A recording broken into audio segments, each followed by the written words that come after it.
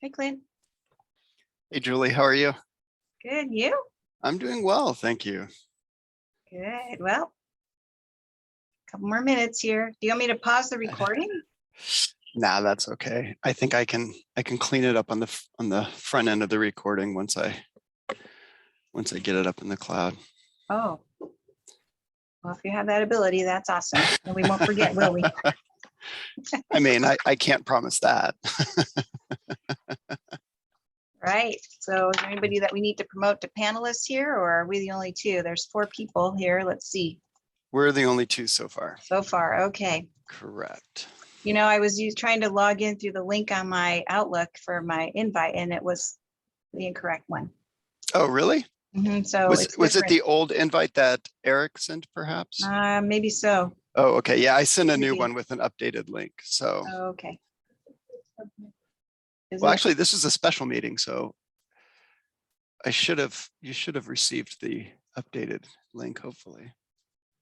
I'm just letting you know. So hopefully everybody else is joining in. All right. I see a couple of folks who can be promoted up now. Okay, here we go. Oop.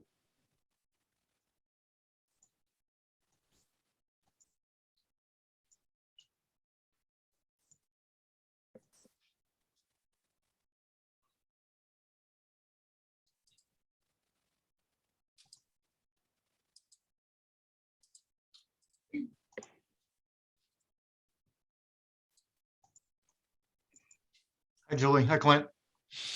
Hey, good morning, Under Sheriff. How are you? Doing Or well. good afternoon. Actually, yeah. Good afternoon to both of you.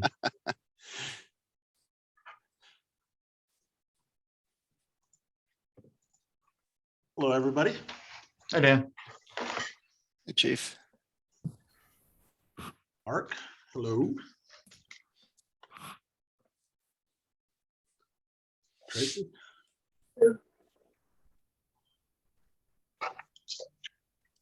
Hi, Tracy. Hi.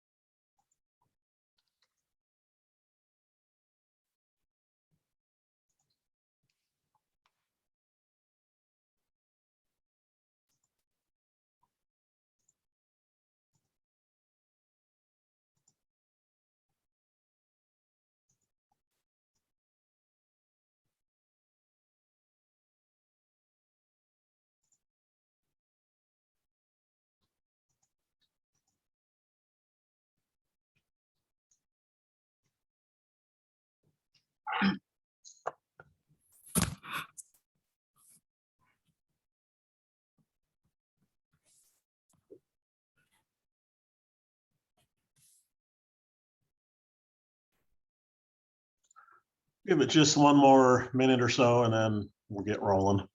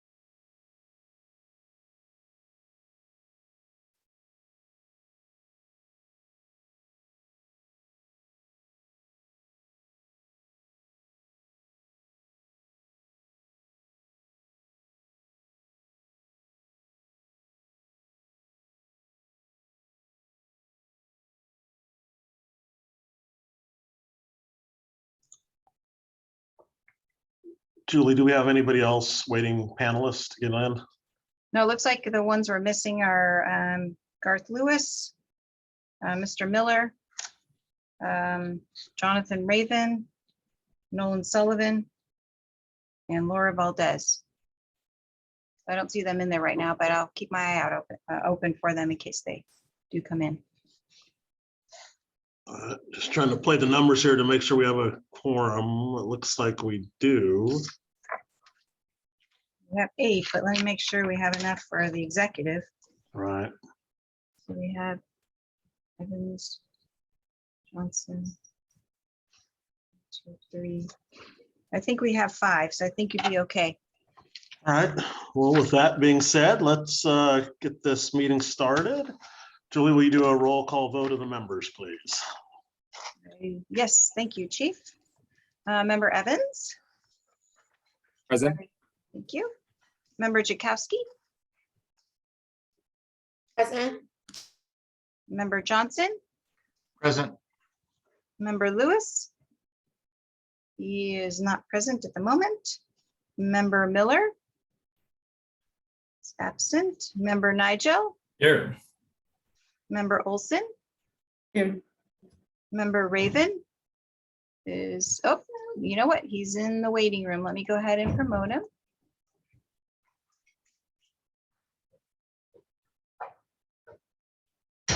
Okay, Member Raven, we're just doing roll call and your name just came up. Are you present?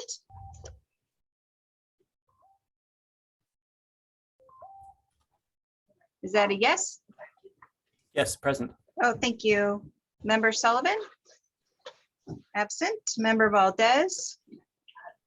Absent. Member Vega? Present. Member Villegas? Present. Thank you. And Member Fruitnick? Here. Thank you. Thank you. Next up is agenda item number 2, consider approval of the agenda.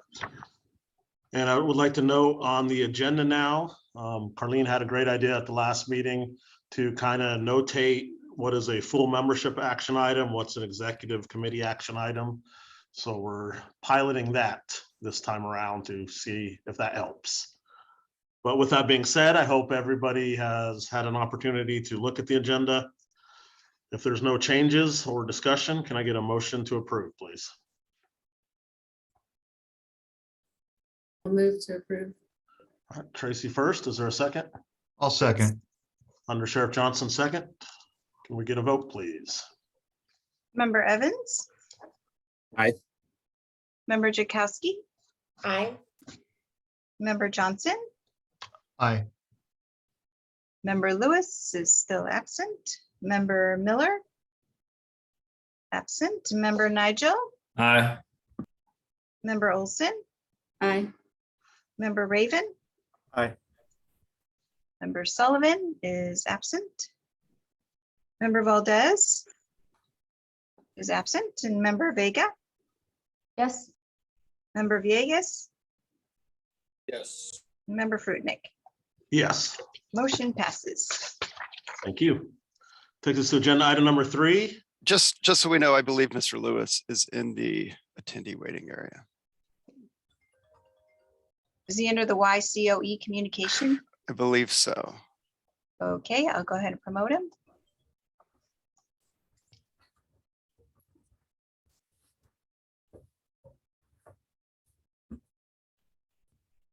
Okay,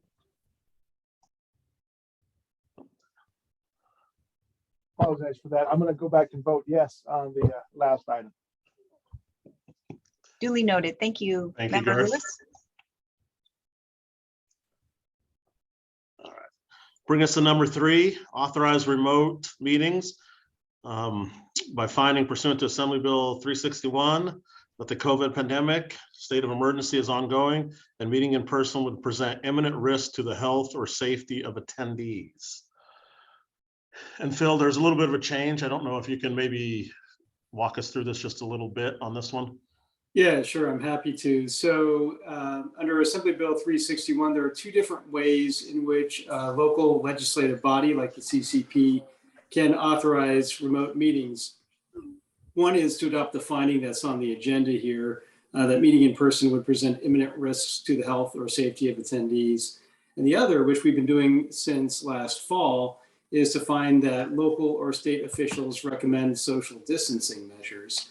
Most jurisdictions, most legislative bodies have relied on the social distancing finding until recently, when around the state and here in Yolo County, health officers have stepped away from continuing to recommend social distancing. So we now have to look at this alternative finding, the imminent risk finding. And if adopted, it would afford us a continuing basis to meet under AB 361. These findings are good for 30 days. So every 30 days or as soon thereafter as we next meet, we'd reconsider this finding. At some point, I expect we'll be going back in person. But in deciding whether to adopt this finding, you'll want to weigh whether the possibility that a member of this body or a member of the public that may want to attend your meetings could have health conditions that make them particularly vulnerable to a serious COVID-19 infection. And you want to balance that in turn against the benefits to the public generally of meeting in person. Although I will say, I think in general, the public's been able to participate quite effectively in our meetings using Zoom. The Board of Supervisors is considering the same finding tomorrow at its meeting. So we don't yet have an indication of which way they'll go on it, although frankly, I expect they'll adopt it. So I think with that, I'll close my remarks. I'm happy to answer any questions, or we can just have a motion. Back out to the group. For any comments or questions? This is Garth. Is there a burden of proof? What is the mechanism for accountability in terms of determining this threat of a health issue? So I haven't looked, but in general, the standard for evaluating most local agency actions is an arbitrary and capricious standard. I assume that's what would apply to this as well. So if somebody disagreed with our determination that meeting in person would present an imminent risk, they'd have to persuade a court that we acted arbitrarily and capriciously in making that finding. And that's a pretty high burden, frankly, for somebody to meet. Thank you. All right, would anyone like to make a motion to continue for the time being for this meeting, to continue it remotely? If not, I will make that motion. I'll have the first. My motion is to continue remote meetings for right now due to an imminent threat. Is there a second to that motion? I'll second. All right, second by Ian. Can we get a vote, please, of the full membership? Member Evans, Aye. Member Jakowski, Aye. Member Johnson, Aye. Member Lewis, Aye. Member Miller, absent, Member Nigel, Aye. Member Olson, Aye. Member Raven, Abstain. Member Sullivan, absent, Member Valdez, absent, Member Vega, Yes. Member Villegas, Yes. Member Fruitneck. Yes. Motion passes. Thank you. Brings us to number 4, public comment. Excuse me, opportunity for members of the public to address the CCP on subjects related to CCP business and not otherwise on the agenda. Do we have any public comment? I see no hands raised at this time, Chair. Thank you. Brings us to number 5, approve minutes of the March 14th, 2022 meeting, which are attached in the packets. Is there any discussion, questions, or concerns with the minutes?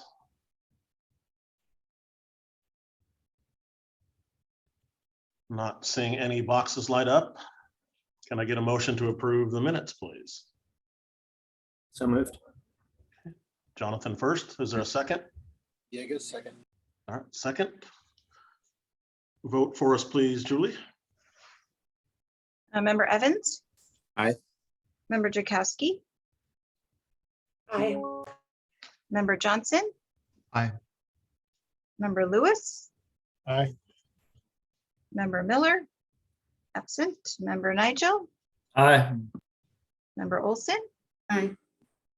Member Raven. Aye.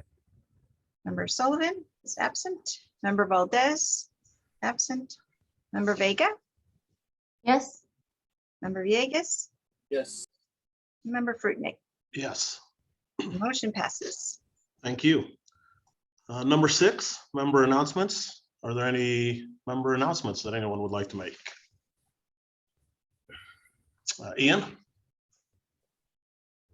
I think most of the departments are aware already, but the Prop 47 round 3 funding is out and available. And so we've been working Health and Human Services, probation, public defender, and DA on meeting every week to look at proposals. There's 2 different levels of funding. There is an opportunity for up to $6 million in funding over a 36-month operational period, and an opportunity for up to $1 million in funding for the same 36-month operational period. And so HHSA is working with all the partners on submitting an application for the $6 million proposal. And we are targeting it to basically be an expansion of the harm reduction pilot project that we've been partnering on the last year with the DA's office. There has been a lot of lessons learned over the last year. And so the biggest one is that the folks going through there have a lot of complicated needs to help them navigate into the system and through the system. And so we're proposing to have a wraparound support team for a target population that's a subset of that larger harm reduction pilot.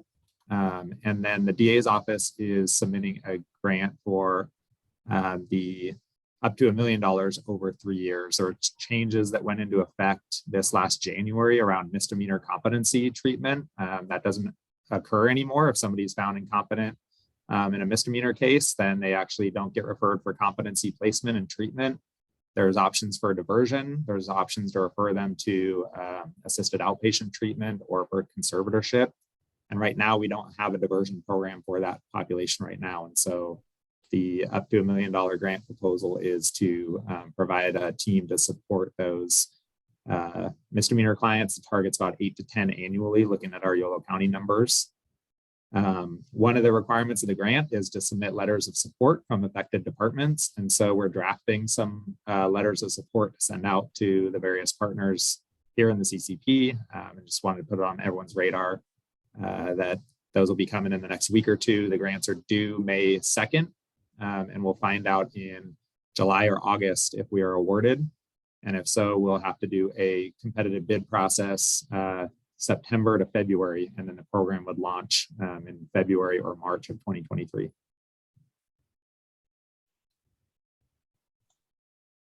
Thank you for that update. I don't know if there's questions specific to that.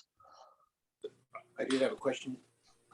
Chief, if I could ask, Ian, is that Prop 47 funding coming out of the Board of State and Community Corrections, or who's that? Correct. Yeah, it's the BSCC funding. Any other questions or any other member announcements?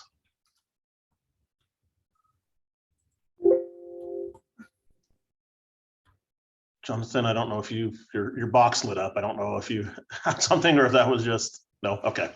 I'll mute myself, sorry. Oh, no worries. And we'll move on to agenda item number 7.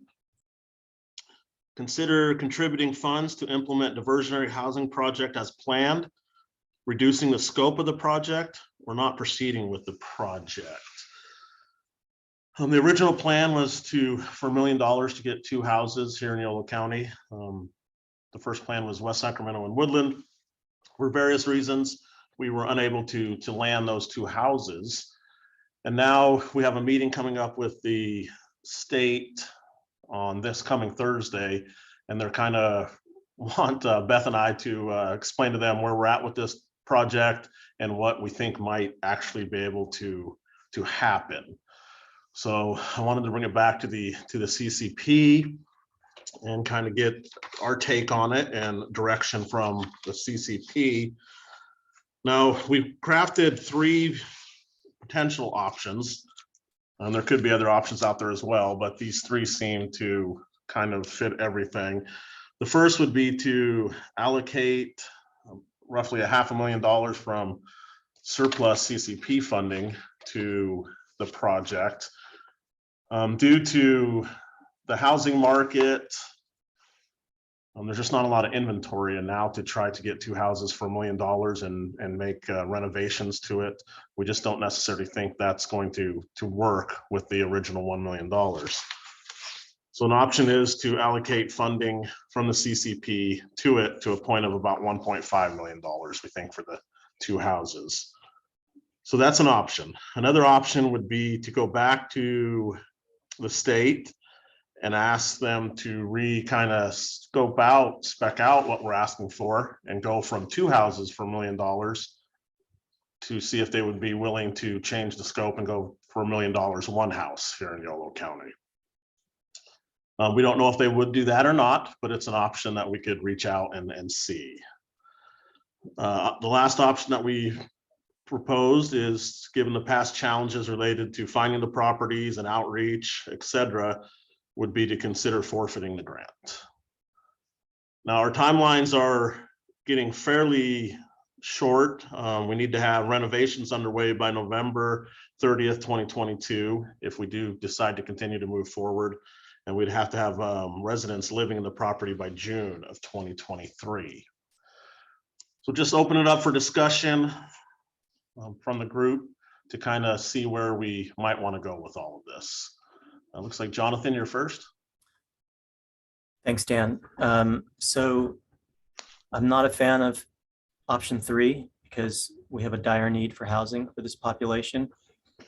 I don't think option 1 is very realistic in light of the financial situation and the fact that it has been so difficult to even find 1 house. So my suggestion is we go to the powers that be and see if we can use the full $1 million for option 2 for 1 house. I think that's a more realistic option. Those are my thoughts. Others? Yeah, I would agree actually with Jonathan. I think it's incumbent on us to try to fix what we all know is a big problem, which is lack of housing, suitable housing for our clients. And I think that giving back $1 million specifically granted to us to buy houses would be a bad decision on our part.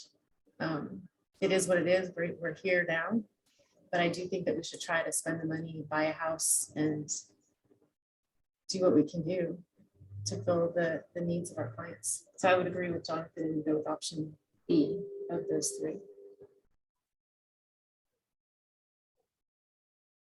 Ian?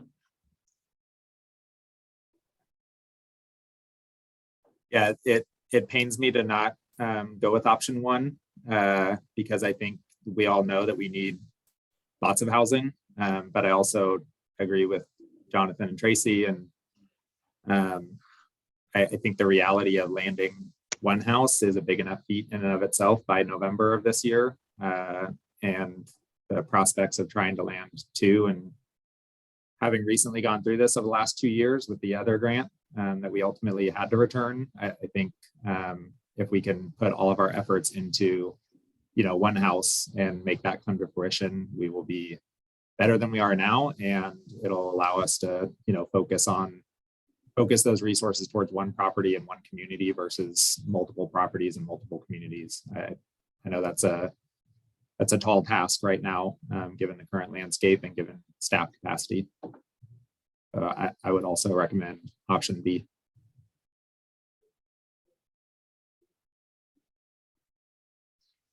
That sounds, that's kind of the option I would lean toward as well, for all the same reasons that have just been stated. I agree, just even the workload of trying to land 2 is probably not possible at the moment, but I do like the idea of going forward with 1 and landing it and making it work for our clients and residents. Mark, I think you were first, and we'll go to Supervisor Villegas. I hit the wrong button. It's a new computer. I'm sorry. Then Supervisor Villegas. Oh, for God's sakes, Mark. That's awesome. I hit the right button. So let's see. So the notion of asking for more time is not on the table anymore, right? We've already exhausted the amount of time. So I think that's kind of the case. But going back to them to say we're going to try to purchase one home with $1 million versus two, which is what we were supposed to do. If they say no, then that's not, then the time is run out. I mean, so then there's no other options, right? At that point, we're basically down the path of forfeiting the funds if they say no. Potentially, we have that meeting coming up this Thursday with them. Hopefully we can get them at least on the phone to agree to it. We'll obviously have to submit a formal proposal as well. But where it leads after that, it would be very difficult to land it in the time frame. But even more importantly is trying to get two properties for the $1 million with renovation. It's just getting extremely difficult. So we will definitely do our best on Thursday to hopefully get them to agree to a modification of our proposal. I apologize. I don't have the agenda in front of me. I wasn't able to pull it up. So who are you meeting with, Chief? Who's the names, forgetting the grantor. staff there? I can't think of it. Is it? I'll bring up the agenda. Hold on one second. You can look at it. My apologies.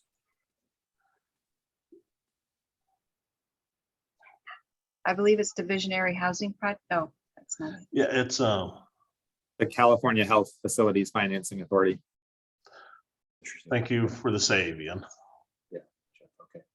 Okay. I did have a question now, Dan. if Oh, I yes, can. sir. Yeah, I figured out the right way to do this thing. And forgive me if the information is in here.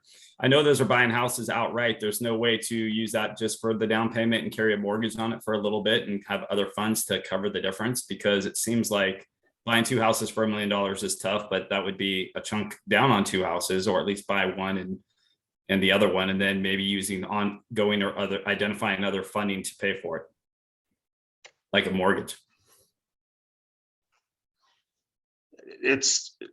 Could that be an option potentially for this specific grant? I don't know. We could ask if that's possible. The last time Beth and I spoke with them, while they're very supportive of us, they in essence want us to spend the money, buy the houses, provide for the clients, et cetera. So I don't know how much leeway they would have to mid-race really modify it tremendously, but I won't say never. I mean, we could see if that's a possibility.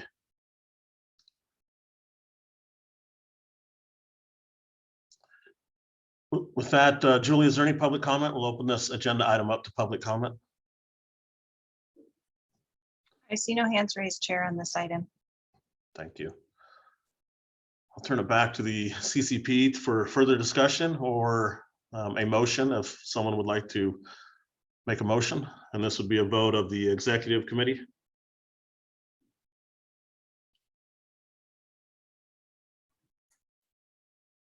Are we able to make a motion that approves or recommends item B contingent on the state agency approving that option? And if not, circling back for future direction?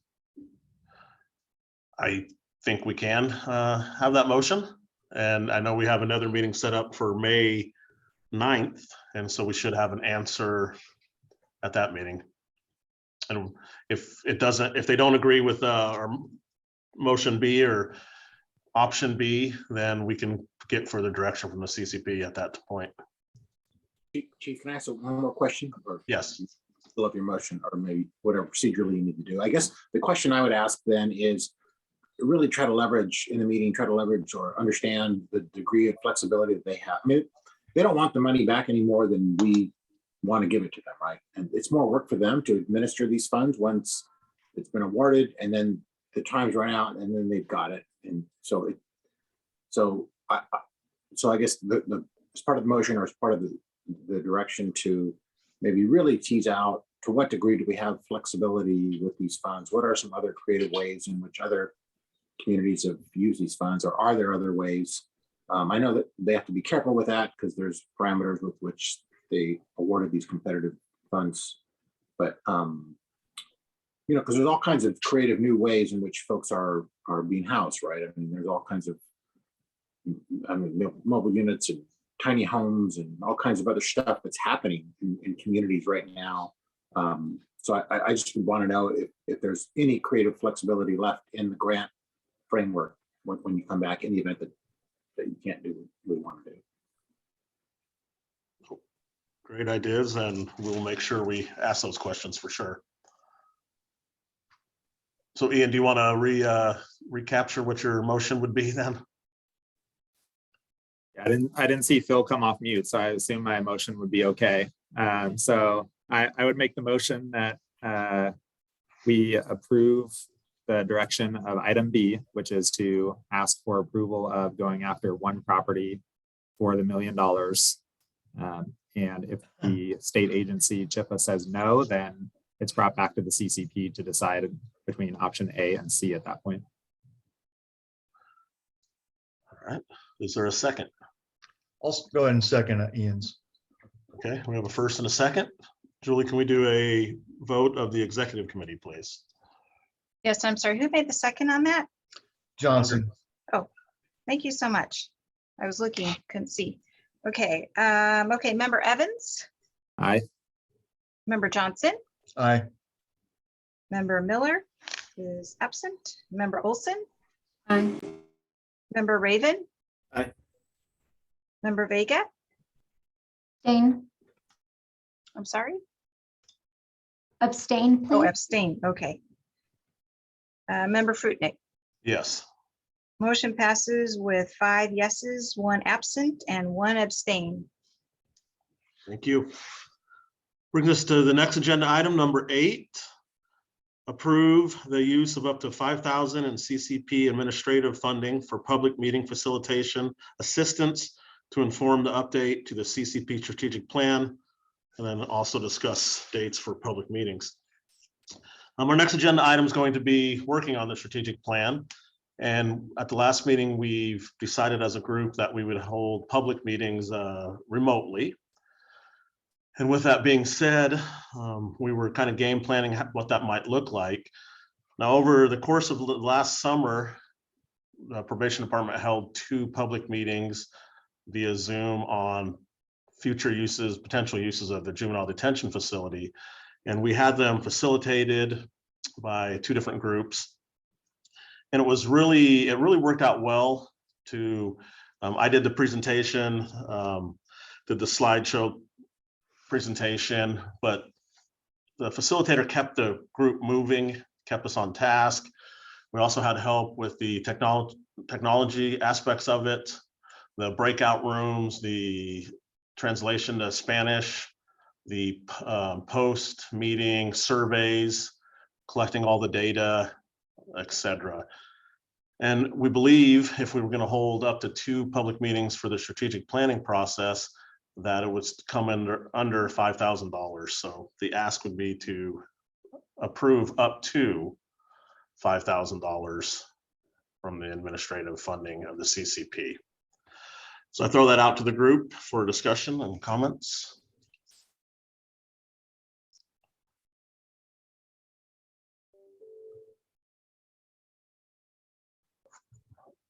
Not seeing it. Looks like Jonathan might be coming off of mute. I support it. Okay. So we'll do, I'll do a quick public comment on it before we go to a motion and a vote. Is there any public comment on this agenda item? I have no hands raised, Chair. Okay. So I'll make the first motion to approve up to $5,000 for this task.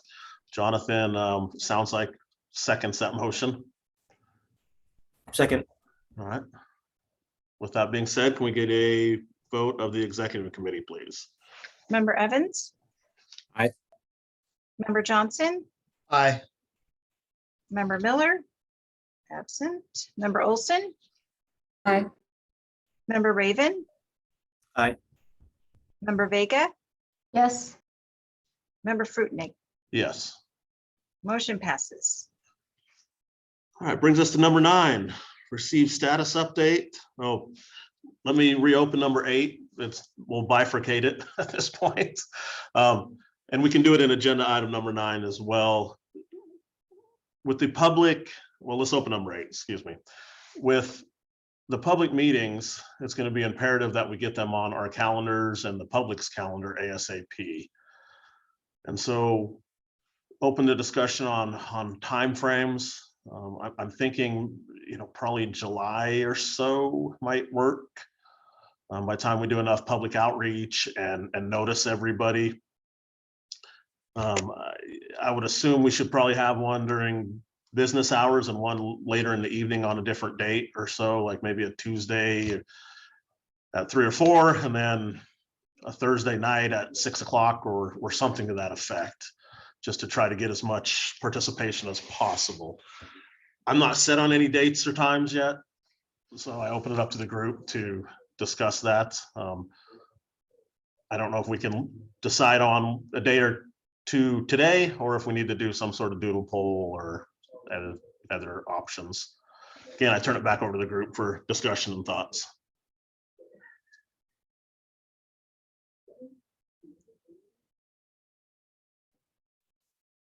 I think it's smart to do, during business hours and during non-business hours, so we can get some, get the most support possible. I wonder if we, communicate to YOLO Conflict Resolution Center, like our desire to have these happen in July or August, and, get their multiple days times available from them and send it back to the group.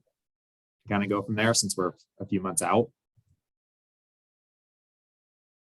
I don't know. I've worked with I've attended sessions in the past. I haven't worked with them before, so I don't know what their kind of flexibility or timeline looks like. So maybe that's not the right approach. I'm not sure.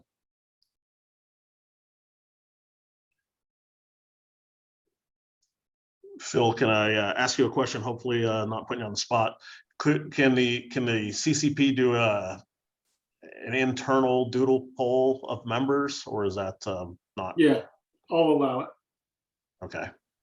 I don't want to violate anything, Phil. So, okay, if it's allowed, then that's good. Then maybe Ian, great idea. I'll reach out to them, get their availability, and we'll send a doodle poll out to the CCP and get our availability. And then hopefully we'll be able to land on meetings and make them public on our May 9th meeting. And then we can start press releases and publicizing all of that information. Perfect, which now brings us to number 9. Receive status update on the implementation of the 2019-2022 CCP strategic plan and provide input on objectives that should be carried over to the 2023-2025 strategic plan. With this, I'll turn it over to Clint. All right, thank you, Chief. So this is not a closeout of the existing strategic plan. This is just simply an update of where we are in terms of having met objectives or currently meeting objectives, and also to review kind of what has worked and then what we may want to keep as a current or as an objective moving forward in our future strategic plan, or how we may want to edit these as we start to have more discussions surrounding the 23-25 strategic plan for the CCP. Julie, is it possible to allow me to share my screen? I just made you host, Clint, so you should be able to do that. Beautiful. Thank you very, very much. You're welcome. All right, so I believe everyone should be able to see my screen with the objectives.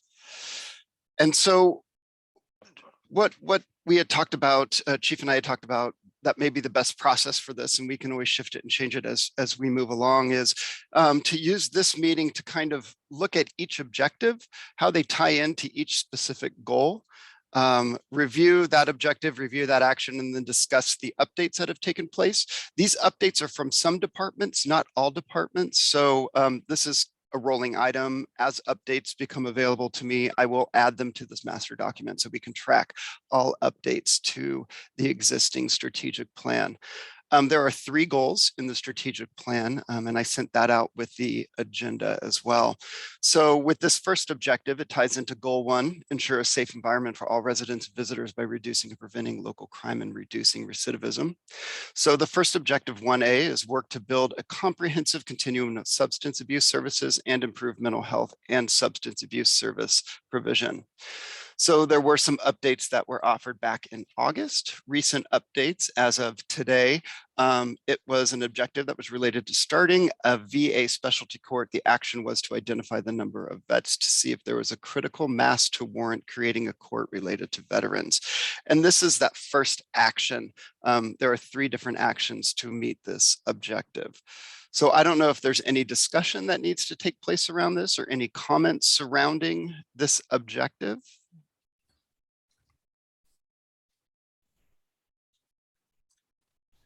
Jonathan. Thanks, Clint. Sure. So this is really maybe something more for Rocio, because there's been a lot of talk about Veterans Court. And many people over the years have come to me about starting one, and we're in support of it, and the public defender, I think, is. I don't know that we have the numbers necessary to start another specialty court, because that's actually what I've heard from the judges, because they basically are the ones that control this. And what I've told people is, find your champion judge, here in Yolo County, and see if you can start one.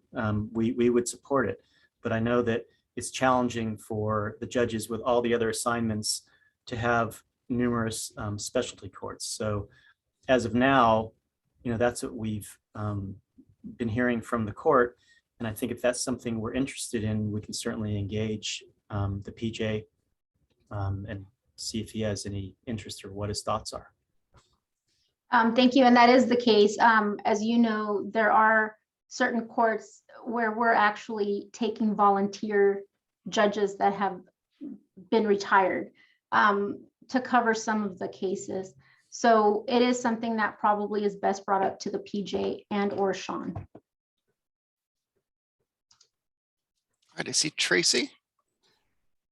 I just wanted to add, if we don't have a lot of numbers, so let's just say that we don't have a mass amount in order to have an independent and specific veterans court. Jonathan, don't you think that we could just add a couple cases on to the existing specialty courts to alleviate the burden on the court? Or is everyone talking about a standalone veterans court?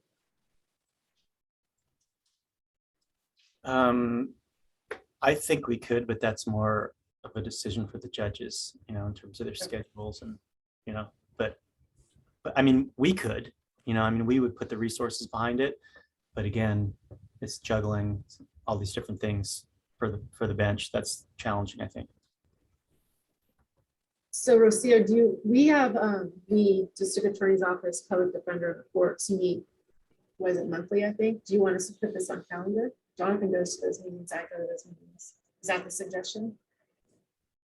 Yeah, if it's something if you currently have a standing meeting, I think that would be best to bring it up then. And I know in addition to the judges, we sometimes require other staff, including, sheriff's deputies, to bailiff in there, and clerks and reporters. So it's not just the judges.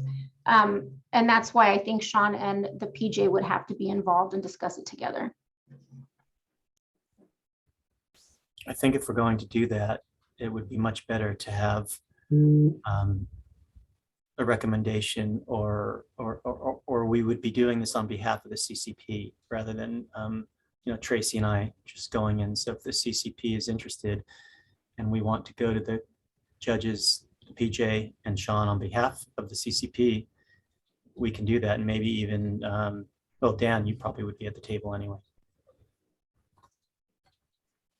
Yeah, absolutely. I think that's a great idea. I know probation, we have officers who are veterans, and we'd be willing to support something like this as well.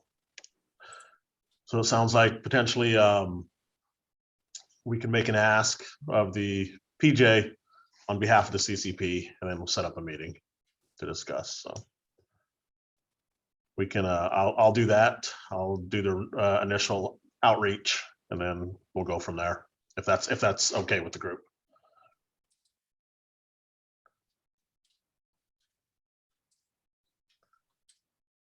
Okay. Okay, we can go to the next action. Partner with the Criminal Justice Continuum of Care Work Group to identify future service needs and arising issues in the criminal justice system. The status of this was in progress on the 11th of August in 2020. I did not receive an update on this, so I didn't know if any departments had an update to offer now. If we want to discuss this specific action, or we can move forward to the next one. Tracy. I think that the criminal justice continuum of care work groups don't meet anymore. Is that right? Like, I think they're defunct. We haven't met in a long time. So I'm not sure if this Okay. is still a relevant item for our strategic plan. Okay. I see Ian has his hand up. Yeah, the Criminal Justice Continuum of Care Work Group was, the ad hoc that basically worked on the Stepping Up initiative and then kind of carried that forward. And so I think that body in its existence doesn't exist anymore. As mentioned, on the status update, I think it highlights in there that the SIM and DDRP process are ongoing. And so we've utilized the sequential intercept map process. There's lots of work that's been done on our 2018 and 2019 priority gaps that the groups had identified. I know we shared with the board, I think back in November or December on a Friday board update. And so I can work with Clint on adding some of those in here on some of the accomplishments that the various departments have done with those priority gaps.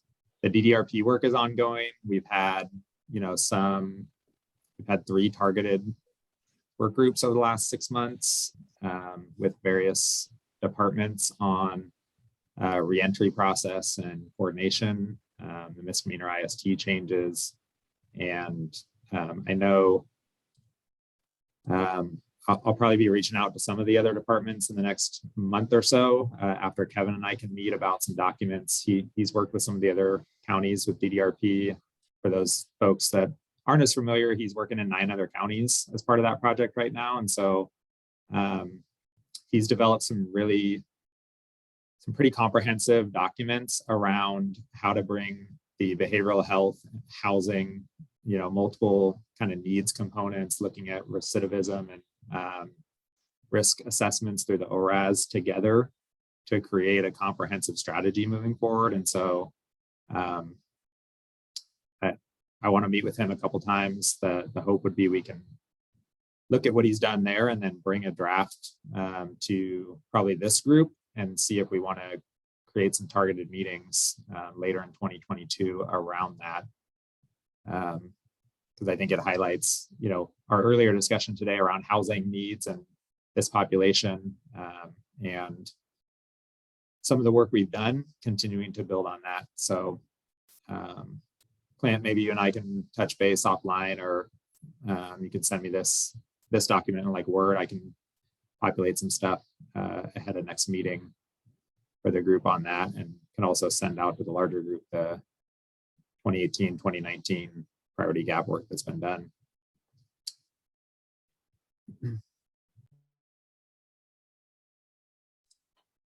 Okay. Thank you, Ian. So any other comments with the second action before we move on to the third? Okay. Third action for this first objective is research ways to address probationer needs, such as employment and medical devices.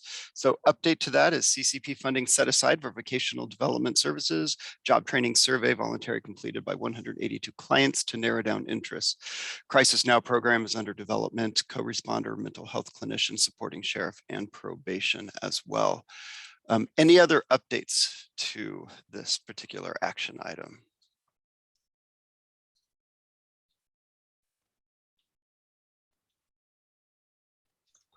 Looks like Ian.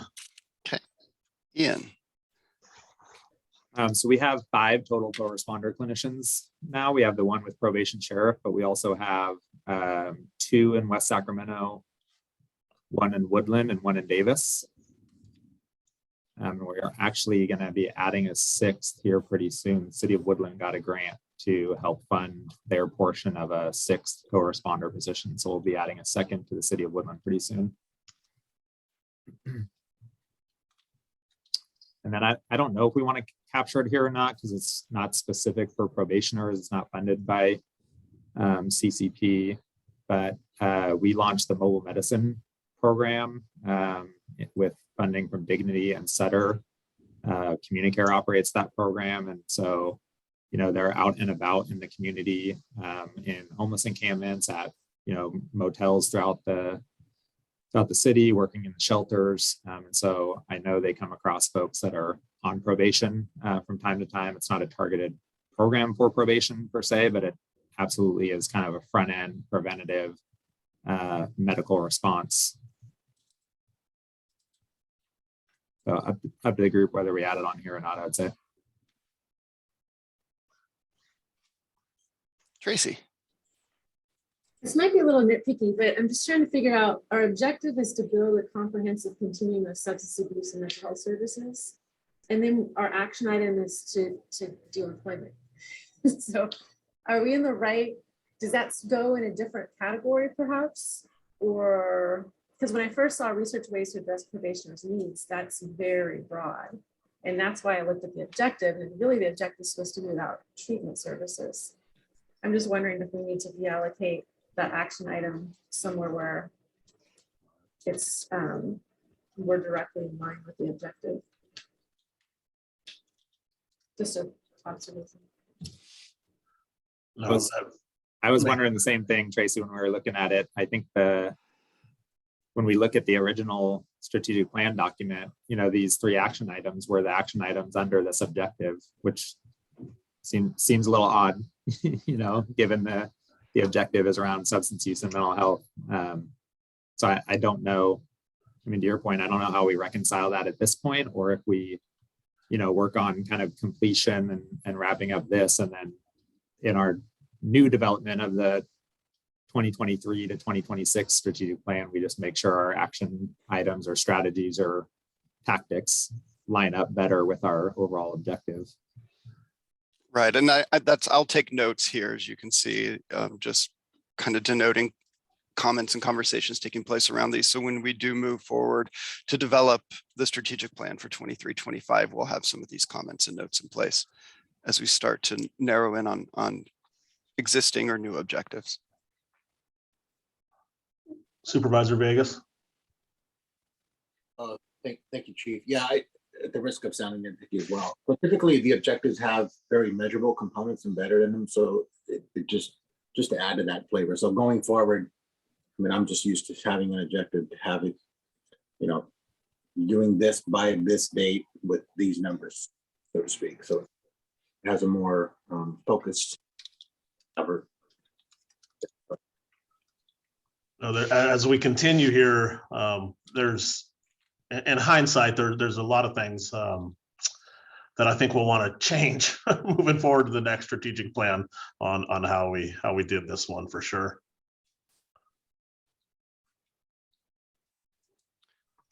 Okay, let's move on to the second objective, still tying into the first goal. And that is to find ways to more effectively receive input and share information with the public regarding criminal justice and CCP efforts. First action under this one is explore the creation of a Yolo County Criminal Justice Advisory Committee. There was no status update provided for this one. I know there is a newly developed ad hoc surrounding some of this, but maybe not meeting this specifically. So I don't know if anyone wants to speak to this action item or this action under this objective. Yeah, I don't think we've done too much specifically toward the creation of the advisory committee. It's something that I don't think any of us would be opposed to. We just haven't taken any taken any concrete efforts to move it forward. At our last meeting, I think a member of the public suggested doing a PR blitz about the CCP and just get the information out there prior to our public meetings. That could be one avenue to, receive input and share information with the public, just to do a better job at that.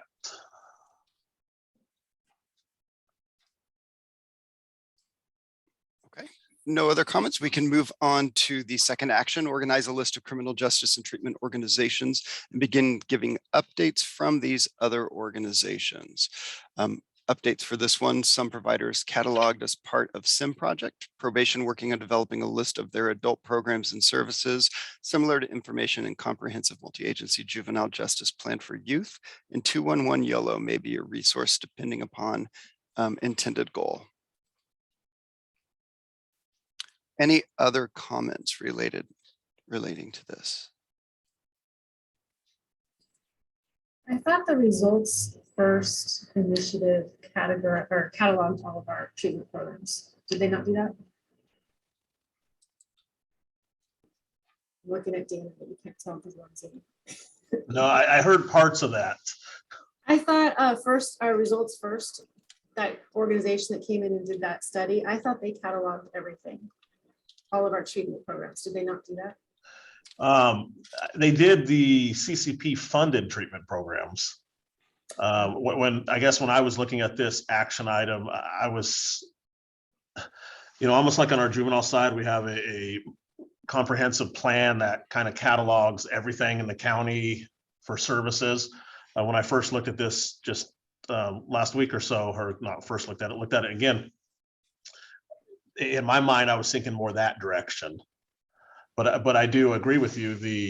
We do have the programs that are funded through the CCP, but not a whole catalog in essence of everything that's available. The social worker unit in my office has a reentry booklet that I can share with you that should have a lot of this stuff already written down. Just remind me to send it to you. And then just begin giving updates from these other organizations. I'm assuming, and I should know this, the intent of that was updates to the CCP, but just moving forward, I'm not sure exactly what that is indicating. I'm trying to pull back from a couple years memory. I think it would stem from some conversation that some of the public weren't aware of some of the program. Like there was some comments in some CCP meetings when they heard updates, or, we did past presentations around all the different programs that all our departments operate. There was some feedback from some of the public members that they weren't even aware that some of these programs existed. And so is there a way to highlight them or share? So I'm not sure how we would do that in the future. I mean, I know in some of the other the commissions and stuff will have outcome measures, quarterly submitted, and the team, the provider would come and do a brief presentation. I mean, similar to what we had, SCOE do months ago, and to what we all did, leading into the budget work a year or two ago. But it'd be the providers that are getting the contracts of this funding come and present on their programs. It is one way we can do it. I'll also try to remember to send you the updated sequential intercept map, because I worked with Kevin on that last week to update it effective as of last week. So it's got some more programs on it, and some that are coming in the future, and some that we think are coming in the future, things like care courts and stuff like that.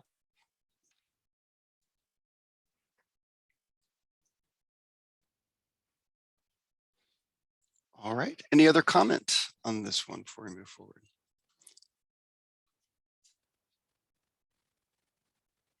Okay, so we'll move to our third objective.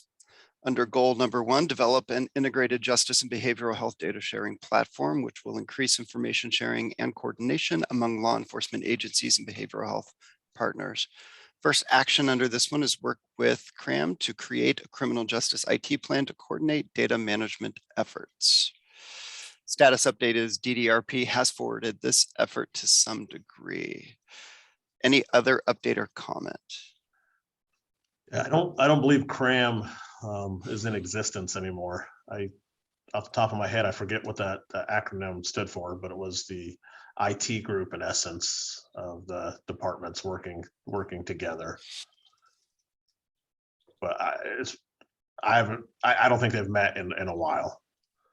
We haven't met in a long time.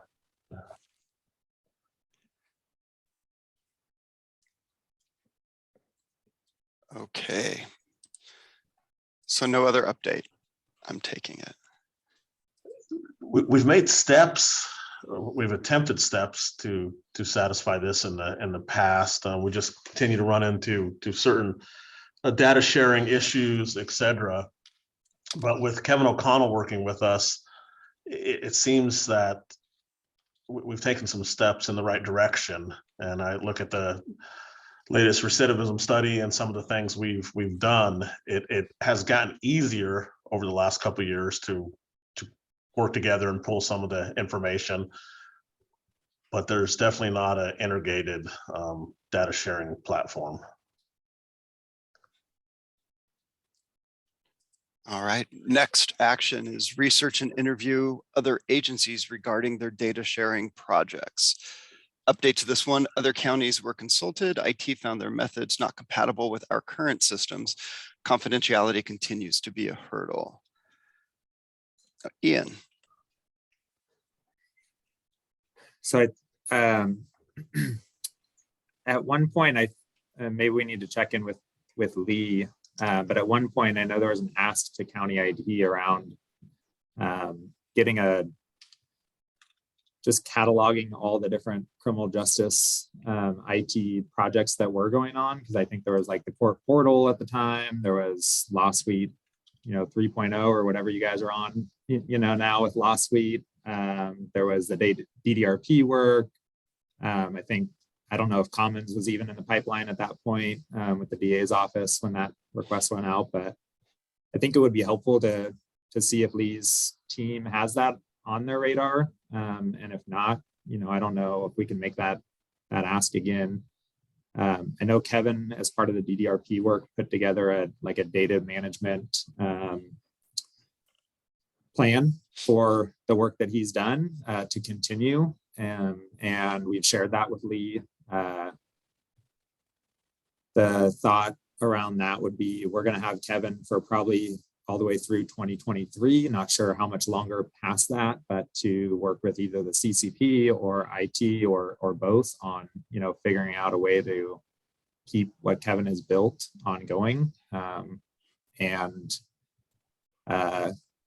get feedback from Lee's shop about, what it might take to make it more real time. Because right now it's a collection quarterly of all the different data. Kevin puts it together and can do tons of reports and information about it.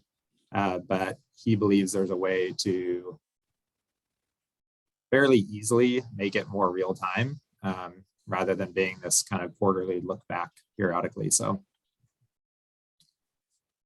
I think we should keep that on our radar. And I don't know, it's probably a Chad or somebody else question if, we can ask Lee's team to put together that criminal justice IT project list.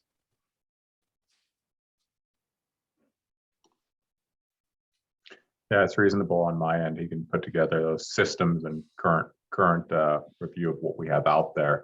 Trying to integrate it, though, I think it needs more conversations as to what the end vision looks like and the effort and staffing involved.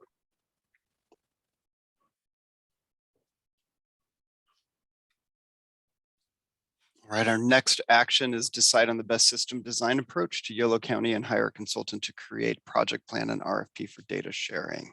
It sounds like some of this was already just discussed and brought up by Ian. Updates: previously a project of the DA, a still worthy goal, reached out to Measures for Justice and DA regarding transparency project.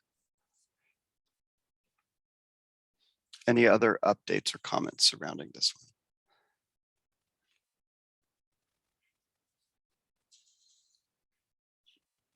All right, next one is secure funding for data sharing system. I know we've discussed a lot of this already, so any additional comments to this item?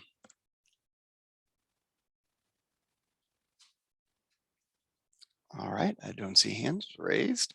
We'll move on to the, I believe it's the last objective under goal 1, and that's incorporated outcome-driven decision-making by implementing current research and evidence-based practices. First action under that is work with the California State Association of Counties through the Results First Partnership to create a cost-benefit analysis tool for our CCP programs. Status update is continuing to work with CSAC on additional cohorts. Any other comments or updates regarding this particular objective or action?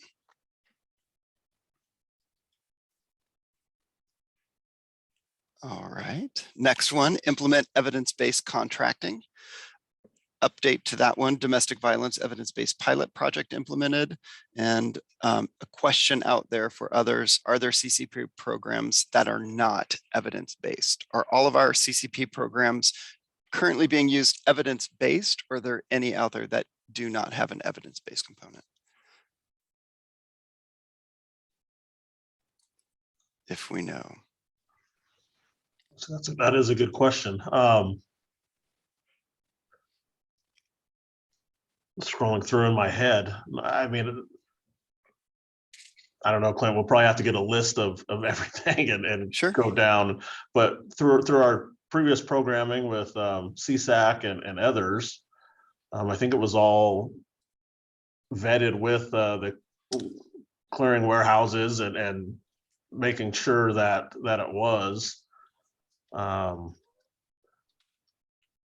Tracy puts an advanced piece. Yeah, no, that's a good question. We'll Clint, you and I can kind of get the list together and then kind of vet it and reach out to the group with questions.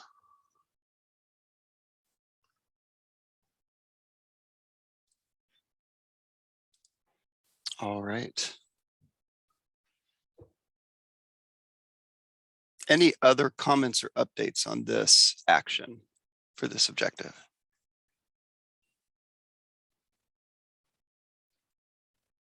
All right, I don't see any hands raised. Oh, and I misspoke. We do have one more objective for goal 1, and that is implement research-based prevention and educational programs. First action on this one is work with partners to increase the educational programming for inmates in the county jail. Any updates to this one?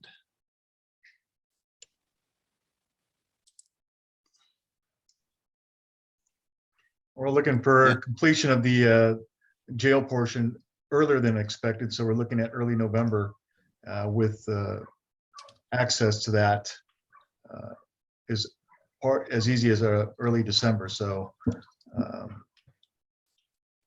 with a move-in date, I should say, in December. Okay. I think it'll also be part of the current RFP for DRC services, Clint, programming and education. Under Sheriff, will this also be part of the role of the treatment coordinator position at the Sheriff's Office? Absolutely, Is working we're on in that that right now? we're in that process right now. Thank you. Yeah. All right. Our next action is support neighborhood programs such as police activity leagues. An update to this one is the $80,000 contract to YMCA of Superior, California for their sports contract for fiscal year 21-22. 2 of the 4 cohorts of children have completed the program. The 3rd cohort will begin this spring 2022. Any other updates or comments on this one?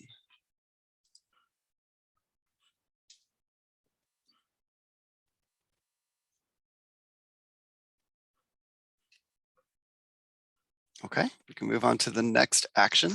Let's examine the availability of parenting program and supportive services.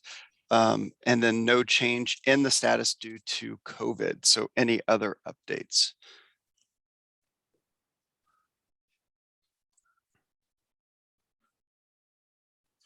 All right.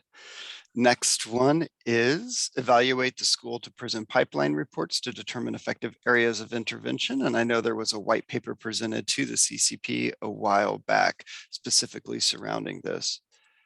Any other updates or comments?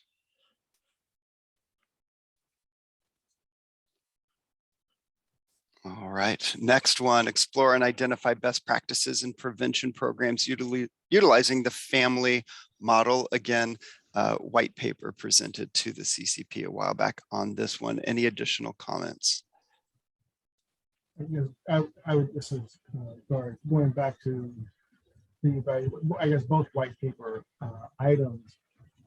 Is there an intended action after having considered the content of those items that would be related to the subjective?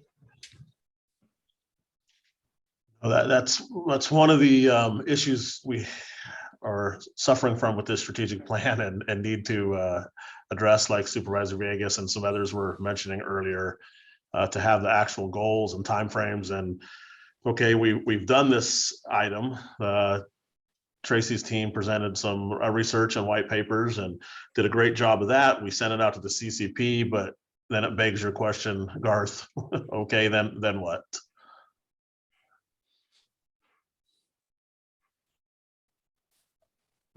I would just offer that YCOE would be very interested in partnering in any capacity on all items on this related to this objective.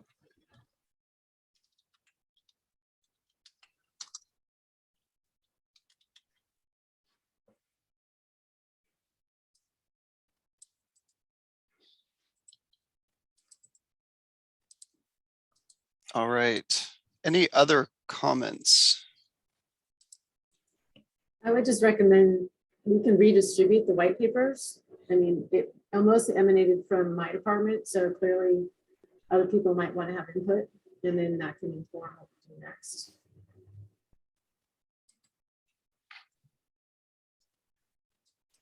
I would also like to just support the concept of us looking at other initiatives that are aimed at this same objective and looking to align those efforts. As an example, there is work underway with a roadmap to the future for children and youth in Yolo County that seems it would align, again, I think, with the entire objective. And just to be clear, Clint, we would be interested in working with all items here. Okay. So all items under this particular objective. That's right.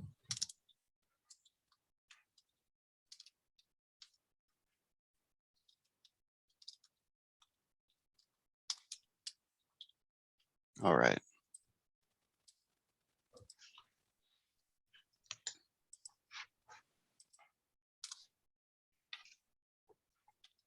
Okay. And our last action for this objective is develop public education and awareness programs, with the update being CCP strategic plan update. Community outreach will meet this goal. And CCP meetings on Zoom have increased ability for public to participate. And I believe this first one, correct me if I'm wrong, Chief, this is the one that we had just discussed, correct? And item 8 is the community meetings to help develop the strategic plan for 23-25? Correct. Okay. All right, any additional comments or updates for this one?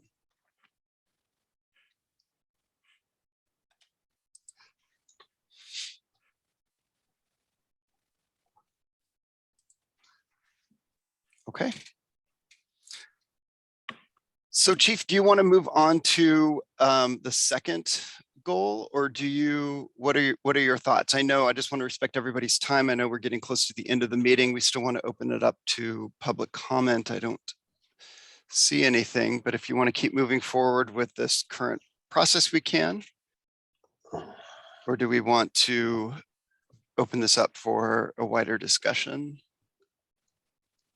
Well, ideally, if the group can potentially stay on till 3, we can power through a little bit more. I know it's a long meeting, but It's imperative to get this process done so we can really get into the planning our next strategic plan and start moving forward on it.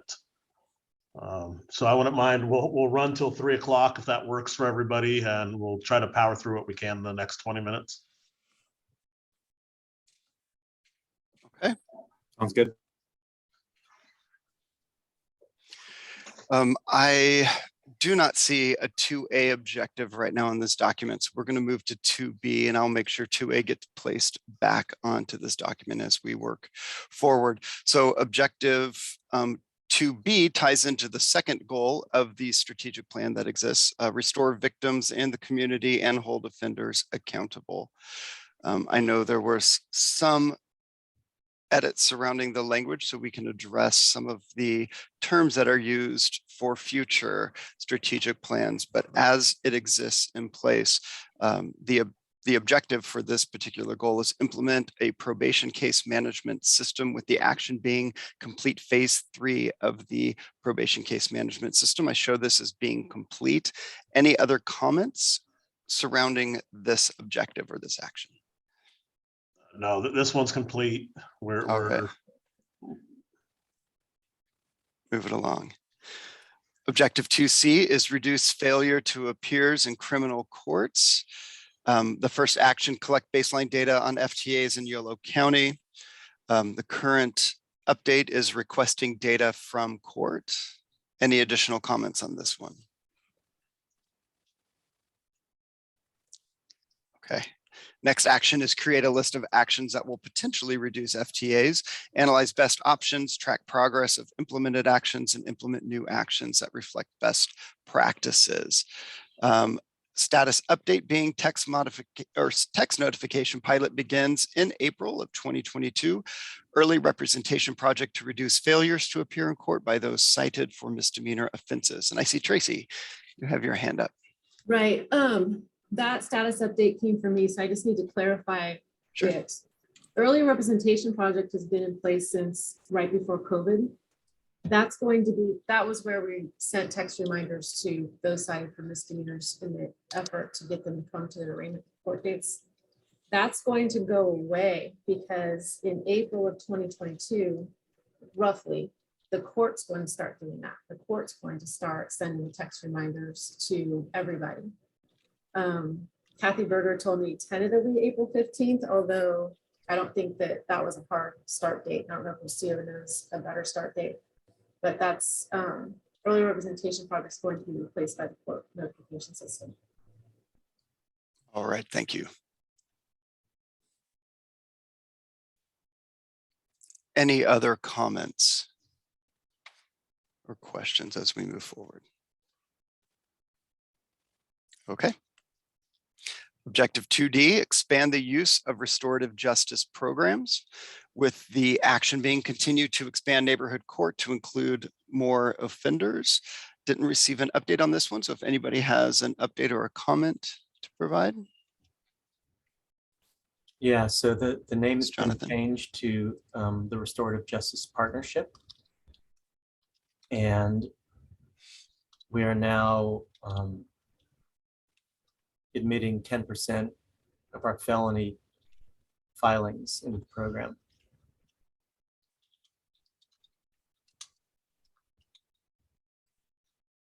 Great. Any other updates or questions? There's also the Restore grant for kids. I don't know if that deserves place on CCP because we usually are focusing on adults, but Restore definitely uses YCRC. Point.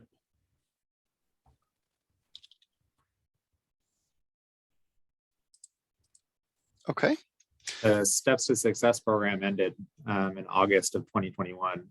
So that was the previous BSCC Prop 47 funded program. We had applied for cohort 2, hoping to continue that and just missed the funding. So we're hopeful that cohort 3 will be successful.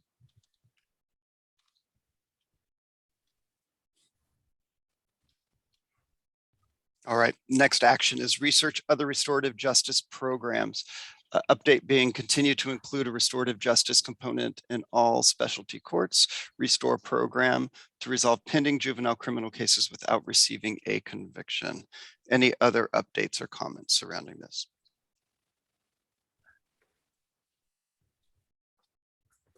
All right.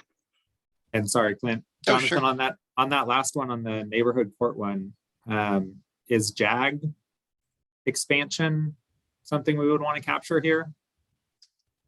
Because I think at the time we didn't have the JAG expansion grant that added the social worker practitioner and the social services assistant. Yeah, that's where we have the goal of 10% of our felonies. Yeah, thanks, Ian.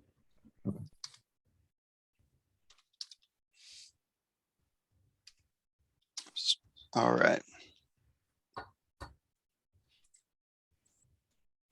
And objective 3A ties into goal 3, build offender competency and support community reintegration, with the objective 3A being expand the use and availability of evidence-based in-custody programming to offenders. First action under this, explore the implementation of day reporting center DRC programs, educational resources and assessments for the new county jail facilities. And I think we addressed this a little earlier on with November, December completion. Are there any other updates or comments surrounding this one? No, Clint, I would just say, just what we addressed earlier, just add that to the status update. Okay.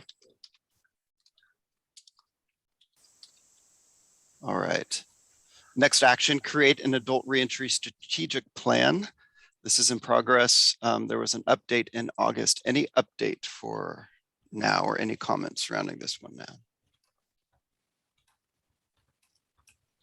I think there's different components of it, Clint. Probation has a component, the jail has a component.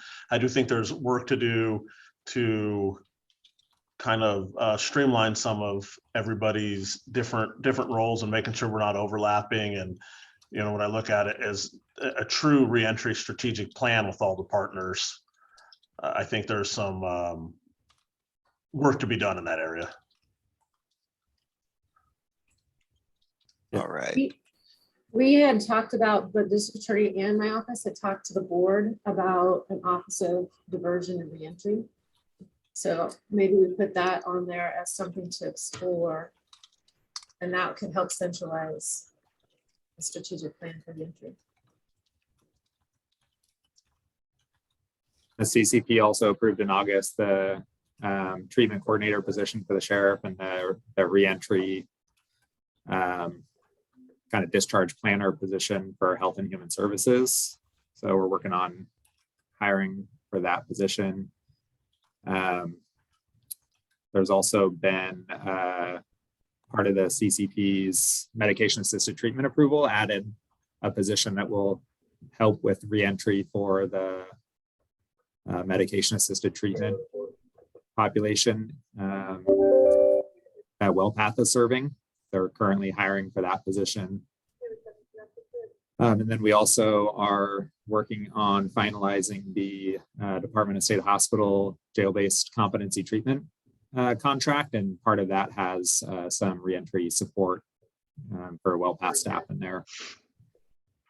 So I agree with Tracy's comment and Dan's too, that I think we've done a lot in this area, and it's probably a really good time to look at a strategic plan or a strategic vision around it, because we've kind of plugged some holes here and there, and you know, it'd be good to kind of coalesce all those efforts together and make sure that they're all working together, we're not overlapping, and that we've got a longer term strategic vision for all that work.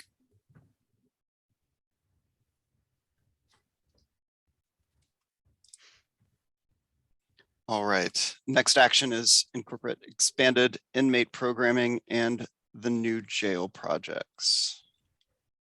So I think this looks like it's pending, same as before. Next one looks like it's the same as before as well, prioritizing custody programming and contracts with providers that utilize evidence-based practices. Chief, would this be something that we want to put potentially in the RFP for the DRC? Yeah, part of those services will be provided by the DRC, and so that'll be part of the RFP process. Okay.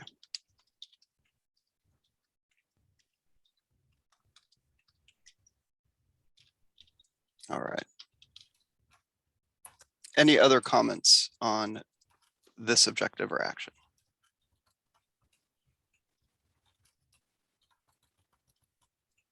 Okay. Objective 3B, expand the capacity of existing specialty courts, evaluate the visibility of adding new specialty courts. First action, collect data for the addiction intervention court and compare protocols and accepted drug court protocols and modify as appropriate. Status update being, I believe that's mental health court and AIC expanded from 15 to 30 participants each. Any other updates or comments? Well, we added mental health diversion special support through Judge Guards volunteering to come back. That's a CCP funded project. Great. Any others? The only thing I would say is, I think AIC has always been 30. We got a grant to expand MHC to 30. So above the first sentence in that box. So Ian, When we first launched AIC, it was only 15. Oh, We was it? expanded, yeah, we expanded to 30, I think, right before the, like, late 2019, early 2020. Okay, so then I guess we can keep it that way. Thanks. And sorry to go back to the last item, Clint, around the reentry, but the in custody substance use treatment program that CCP approved back in August as well for funding. We haven't launched it yet, but part of that is also to support not only the treatment in custody, but have a reentry component. So there's effective, release planning for the folks that go through that program. okay.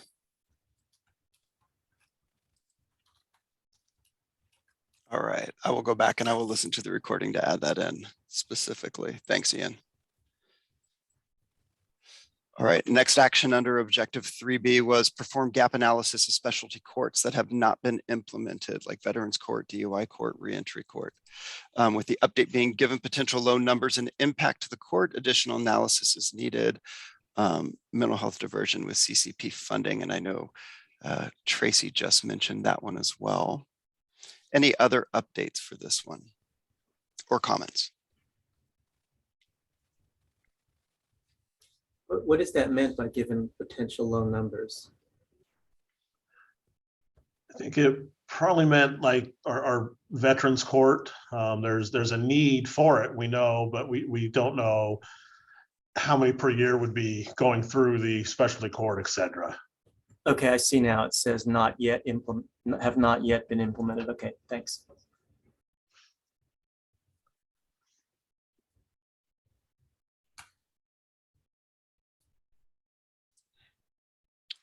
All right, no other comments, and we can move on to the last action under objective 3B, which is work with the criminal justice grant writing team to explore the feasibility of applicable grant opportunities to expand existing or add new specialty courts. Any updates to this particular item? I don't think we have a grant writing team anymore. Yeah, it was another. Yeah, we were pretty successful in grants. I think everyone put a pin in it and said, hold up. And so we stopped meeting. Okay. Yeah, we got what, 7 grants, I think, in total in like 1 year. So I think we paused to implement, and then we've done a little ad hoc here and there, like the DA, went for the. I think the DSH grant was separate than the criminal justice grant writing work group, and then we've got Prop 47 we're going after. And I know JMHC we're waiting on some final information about like a no-cost extension to see how much funding we have left and how that could extend. And there's some other possible funding out there, but I think when we initially got that, there was some conversation about, that grant is what allowed mental health court to go from 15 to 30. And so there was some conversation about bringing that back to CCP in the right budget cycle timeline to see if CCP funding the extension of that program ongoing and kind of making it a permanent up to 30 is something that the group wanted to explore. So I think we're coming up close on the timeline when that funding runs out. It's August or September of this year, unless we have enough funding to do a no-cost extension for 1 year. Tracy, I've drawn somewhat of a blank on it. Is it something that we should get going again, the grant writing team, or I forget why it dissolved, or and if it's too much to get into right now, I understand. We only got a few more minutes, but I think we should look at reviving it, yes. okay.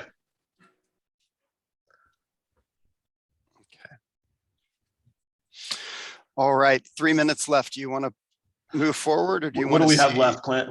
We're only have like one more or so, right? Oh. We have 4 more.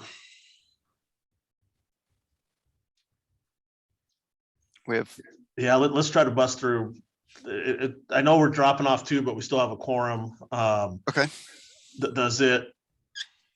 Ideally, I'd like to get done with it. I know people have other meetings. Yeah, I have to leave for 3 o'clock. You have to leave. For 3. So I- Okay, looks- so let's stop us now. That's a good to know. We'll pick it up again at our May 9th meeting, okay, and we'll try to get through the rest.